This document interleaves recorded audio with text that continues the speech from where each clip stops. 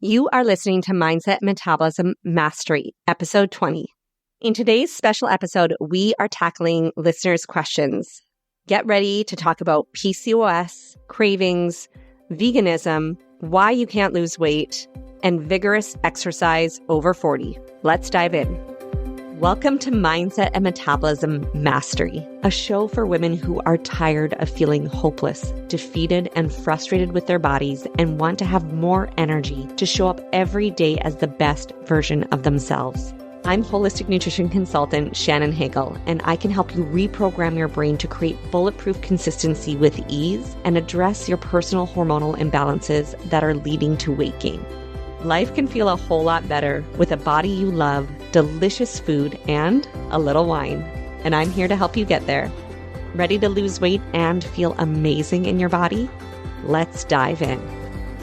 Welcome, friends. Welcome to another very special episode of Mindset and Metabolism Mastery. Today, this episode content is all planned entirely by you, our listeners. Every 10th episode, I let you decide what you want topic to be by submitting the questions you want to know more than anything. The last time we did this, we had so many people reach out to us to tell us that it was their favorite episode. So I hope today's questions get you just as excited.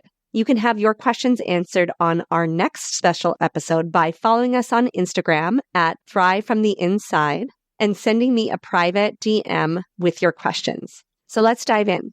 Our first question is from Jody. She says, after waiting over 2 years to talk to an OBGYN about some of the symptoms my male family doctor brushed off as nothing, the OBGYN thinks I might have PCOS. She's sending me for further testing.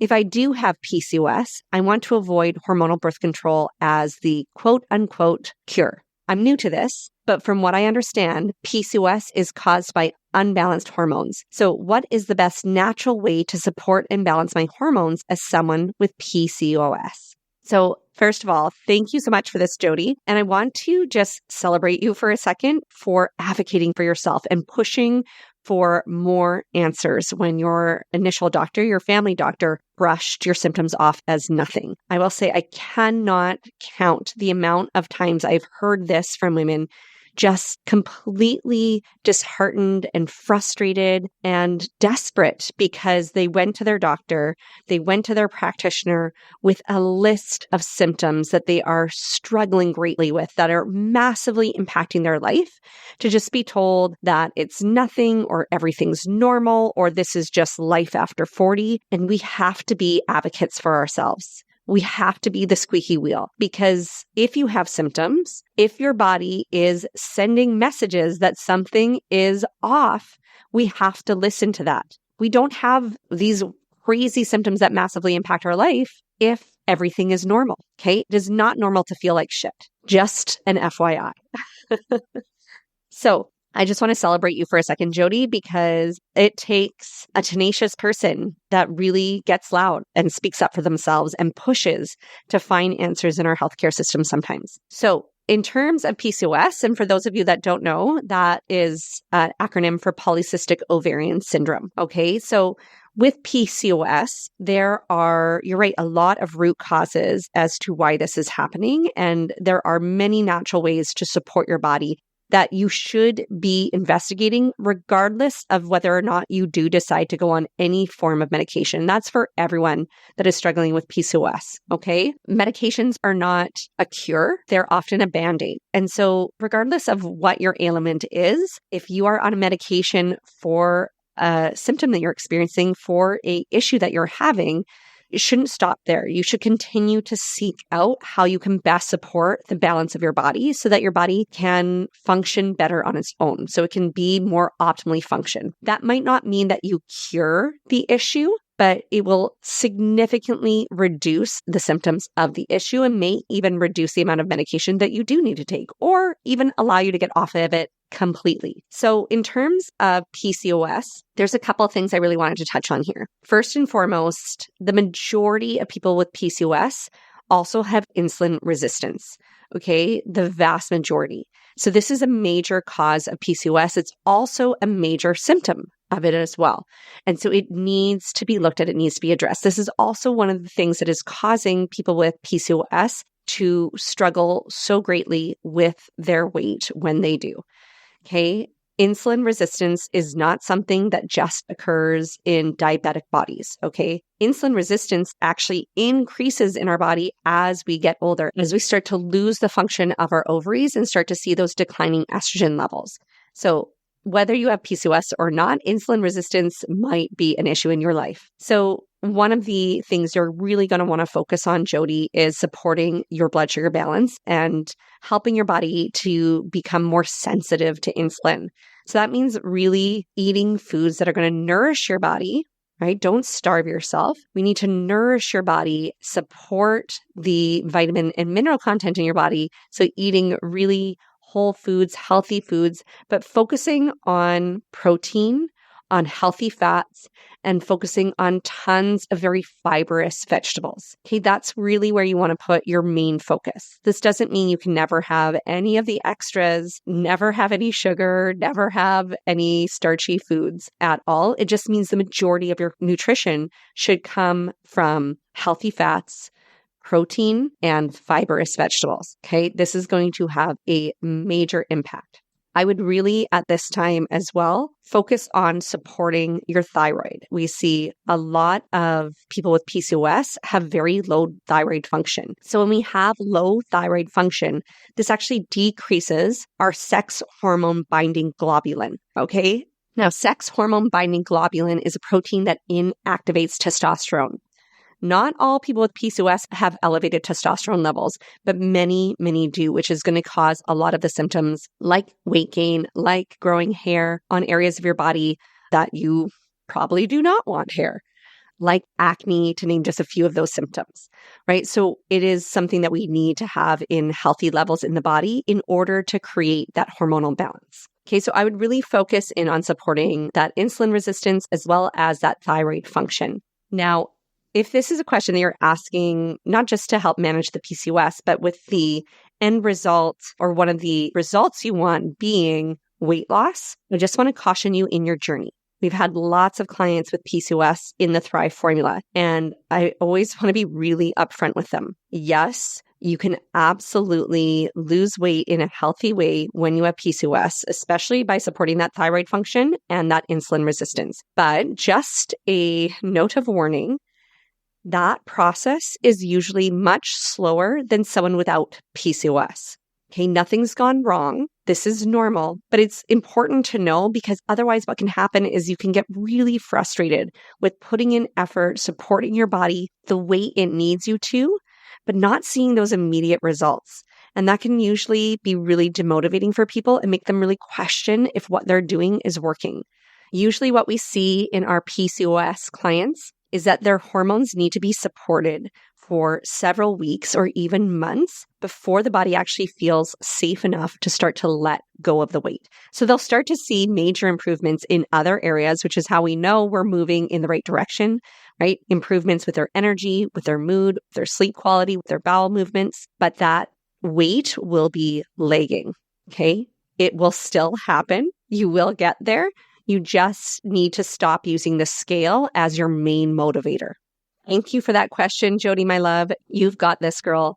Just keep searching for those deeper rooted issues and your body will thank you. All right, our next question is from Kathleen. She said, I watched your metabolism masterclass and I saw that the Thrive formula program wasn't for me since I do not eat animal meat. I'm wondering why that is. Thanks. So I do get this question a lot, Kathleen, from our plant-based community, and it is a very fair question. And so I want to be careful with this discussion because I know it can be a very emotional conversation for a lot of people who have made the decision to be vegan or 100% plant-based because of moral or ethical issues that they have. And I completely respect and understand that. And that being said, what I see in my practice from working with hundreds of women with their hormones, really focusing on healing root cause issues that are negatively impacting people's metabolisms, is that the female body does not thrive long-term on a 100% plant-based diet. So having some form of animal protein in your diet is really important for optimal detoxification function. Okay. Our detoxification functions actually require a lot of protein, and clean animal protein actually enhances our detoxification function.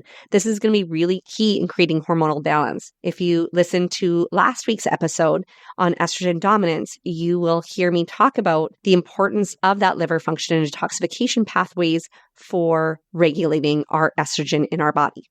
Okay, so this is something that is really important. We do work with a lot of vegetarians in our program, but if our clients are not willing to make adjustments to their diet based on what their body is telling them they need, that is where I really draw the line of not being able to support them in that process. So your thyroid function is also really dependent on having balanced level of clean protein in your diet. Reducing or eliminating animal protein in your diet is really going to alter your HPT axis activity, which is your hypothalamus, pituitary, and thyroid axis. They actually see a very similar effect of low protein diets or low animal protein diets and that of starvation on the thyroid. So we know that that is an important element in terms of a healthy functioning thyroid. And the third reason is we really see a lot of mineral imbalances in people that have been on a 100% plant-based diet for a long period of time. Because when we focus on getting our protein just from animal sources, you are really going to be doubling down or more so on other elements as well that start to actually block the absorption of other nutrients. Right? We want to have a large variety of vitamins and nutrients in our diet.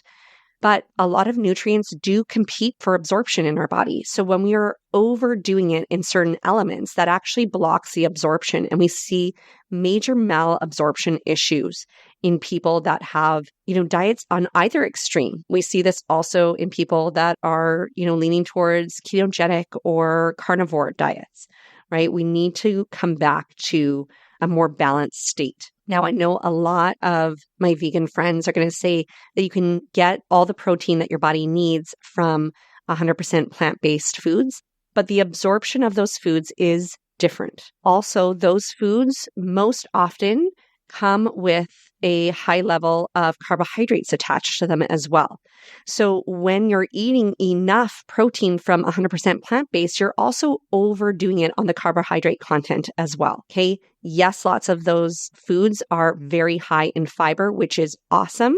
We need lots of fiber. You do not need to cut out all carbohydrates. We need them. They are good. However, again, when we overdo it in any of these elements, it is going to cause problems. Now, I believe deeply that everyone has to do what is right for them.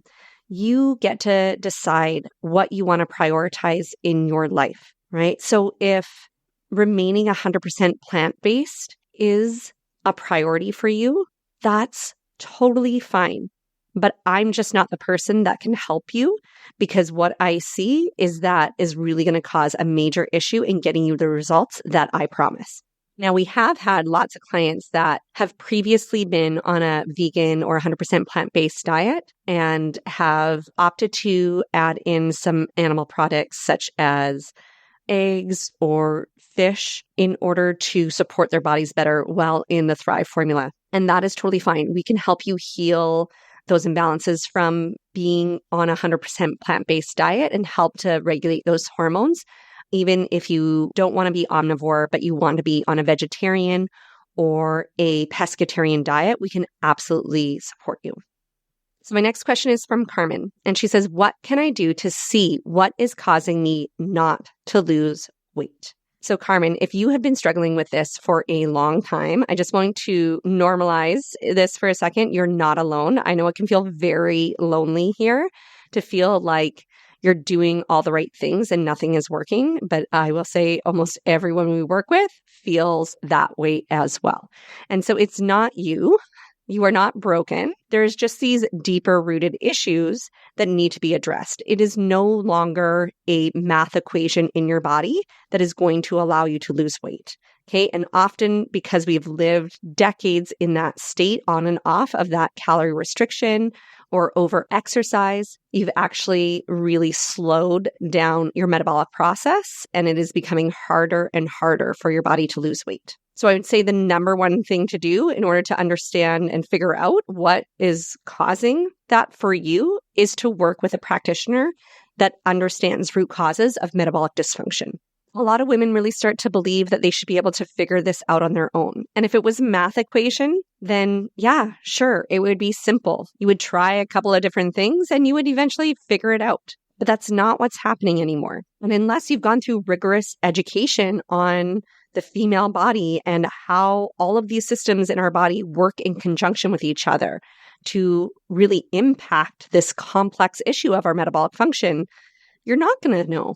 It'd be like expecting yourself to be able to figure out how to heal an autoimmune disease or cancer on your own.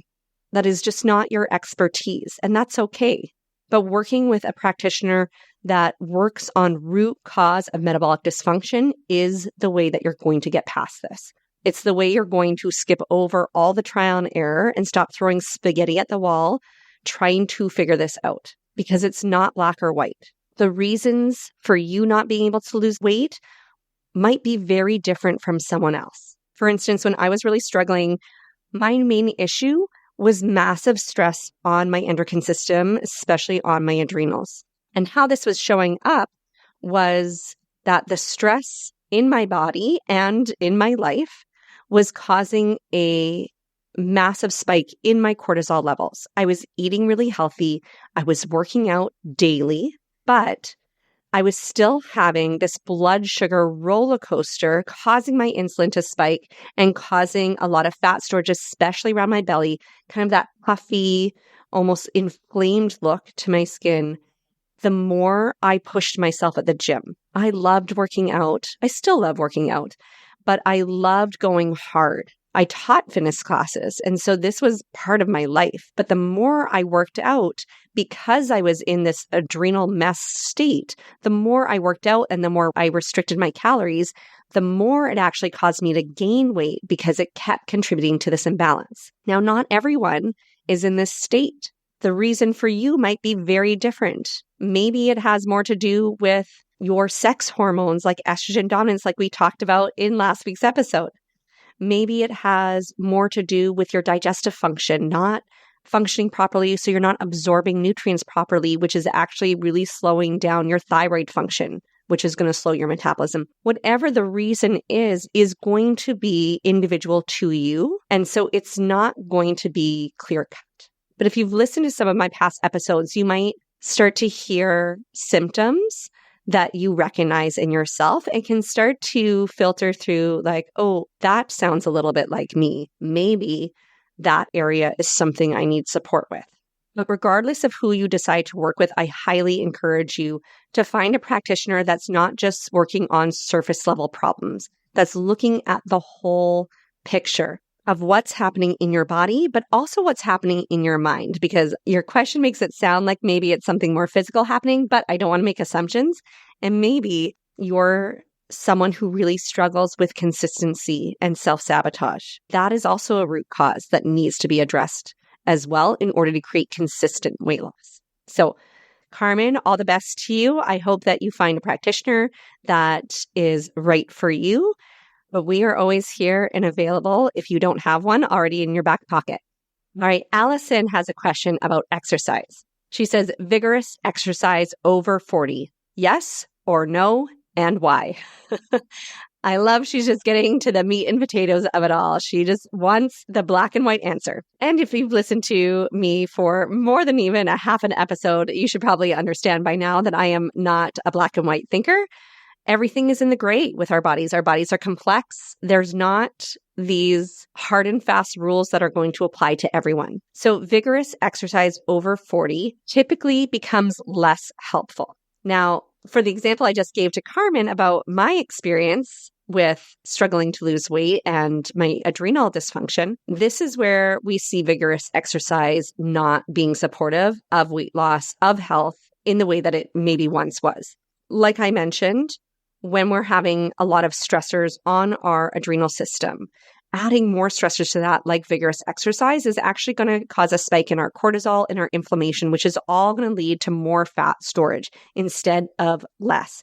It's also going to cause the body to start breaking down our lean muscle that we do have for energy, not what we want, right? We want to protect our lean muscle mass so we can have a healthy functioning metabolism. Now, as we get over the age of 40, we do see women's adrenals start to suffer more and more. And that is because the declining function of our ovaries starts to create more work for the adrenals. The adrenals actually make a form of estrogen as well. So they really start to have to take on this extra load when our ovaries start to make less and less. They don't make enough to offset what we lose from our ovaries, but now they have this extra job to do, which means they can't handle the same levels of stressors in other places of our life. So this is why what we typically see in women over 40 is a decline in their body's ability to handle the vigorous exercise. Exercise is still good. It's still super important, not only for our health and our lungs and our metabolism and our heart, but for our lymphatic system and our detoxification system as well. But my suggestion is focus more on moving your body throughout the day. You can absolutely exercise, but I would focus on mixing it up, right? Mix up some of your exercise so that if you're doing something more vigorous one day, then the next day or two, you're doing exercise that is more calming to the nervous system. Having variety in your movement is really going to protect you from overdoing it, from getting bored, but also has other health benefits too.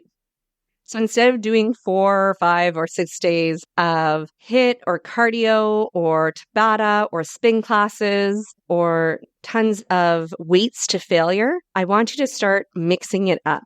See how your body feels when you do 2 of those sessions a week, and the rest of the sessions are more focused on movement that is calming to your nervous system, like walking or hiking or swimming or Pilates or yoga, right? Really start to support the parasympathetic nervous system with your movement as well. So our final question today is also from Jody, and she says, how do I stop myself from eating all the baked goods and chocolate? My cravings seem to be worse or uncontrollable during the week right after ovulation. Is there a reason for this, and how do I help myself? Such a good question, Jody. Yes, absolutely. Our cycles can have a massive impact on our cravings. If you think about what's happening in your body during your cycle, there's a lot of fluctuations in your hormones, right? In the first half of our cycle, we should be more estrogen dominant. In the second half of our cycle, we should be more progesterone dominant. So there's a lot happening here.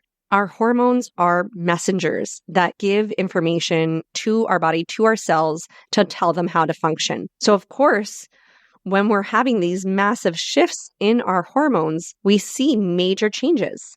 We see changes in our mood. We see changes in our energy and our sleep quality, even our body temperature and our cravings. That is normal. But when they are extreme like this is really where we want to support ourselves to find better balance. Because if those symptoms are extreme, that tells us there is much more extremes happening in our hormones than we want. The good news is that your hormones are very responsive to changes in diet. Having healthy blood sugar, really regulating that insulin production, supporting your stress levels, these are 2 things that are massively going to impact your cycle month to month.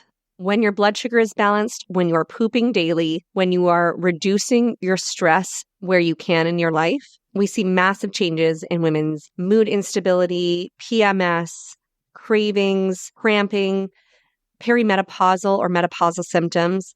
It all is going to be impacted. So be patient with this process because your cycle can take time to react to the changes that you make. Since ovulation is really a 3-month process, from the time that an egg matures to the time it's released is about a 3-month process. So what we do today is going to impact our cycle 3 months from now. So really start to focus on supporting your blood sugar regulation, your stress response, all through every time of your cycle, and you will start to see your cycle get easier and easier. Hey everyone, I hope that all of you got a lot of value out of your fellow listeners' questions. And if you want your questions featured on an upcoming episode, make sure you follow us on Instagram at Thrive From The Inside and send me a DM with a question you have that you want us to tackle. You have a beautiful rest of your day. If you enjoyed today's show and don't want to worry about missing an episode, you can follow the show wherever you listen to your podcasts. And if you haven't already, I would really appreciate it if you could share the podcast with others who you think might benefit from it and leave a rating and review to let me know what you think. It doesn't have to be a 5-star rating, although I sure hope that you love the show. I want your honest feedback so I can create an awesome podcast that provides tons of value. Visit www.thrivefromtheinside.com/podcast launch for step-by-step instructions on how to follow, rate, and review. Thank you for listening to today's episode of Mindset and Metabolism Mastery. If you want to learn more about balancing your hormones, repairing your metabolism, and losing weight with empowerment and ease, visit www.thrivefromtheinside.com. I'll see you next time.